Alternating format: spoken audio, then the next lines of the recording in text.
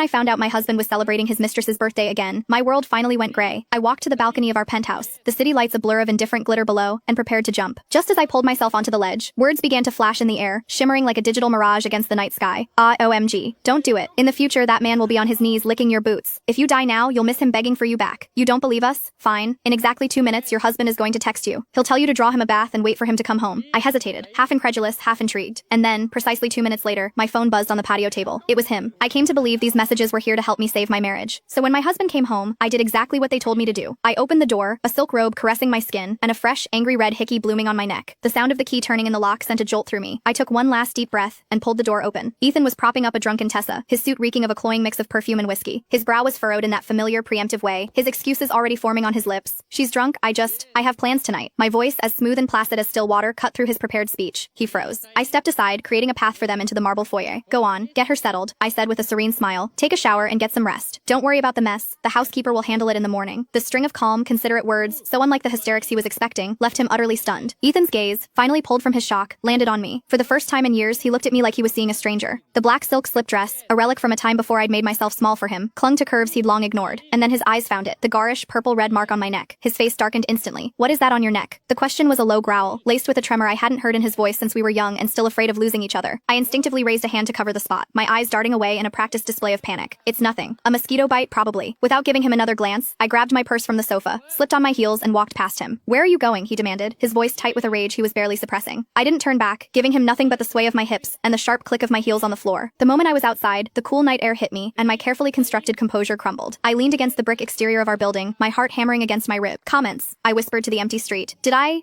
do the right thing? Instantly, the shimmering text flooded my vision, wrapping around me like a comforting blanket. The right thing? Girl, you killed it. You are the queen. Did you see the look on his face? I could watch that on a loop forever. Priceless. You've been too good for too long. He got so used to it, he thought you had nowhere else to go. Remember the rule, good girls get a pat on the head. Bad bitches get everything. I thought of the shock and raw, possessive anger on Ethan's face, a flicker of the man who once cared. And I knew, with a certainty that settled deep in my bones, that the comments were right. You have to commit. Go to a club, someplace he can't find you. A club. I was the kind of woman who apologized when someone else bumped into me. But the words felt like 1,000 invisible hands, pushing me forward into the night. The music was a physical force, a wall of sound that vibrated through my bones. Strobe lights fractured the darkness, catching glimpses of bodies writhing on the dance floor. I huddled in a corner booth, clutching a cocktail I hadn't touched. Don't be scared, honey. You're gorgeous. Own it. Feel the beat. Let yourself go. Swept up by their encouragement and the intoxicating energy of the room, I found myself walking onto the floor. My movements were stiff at first, a clumsy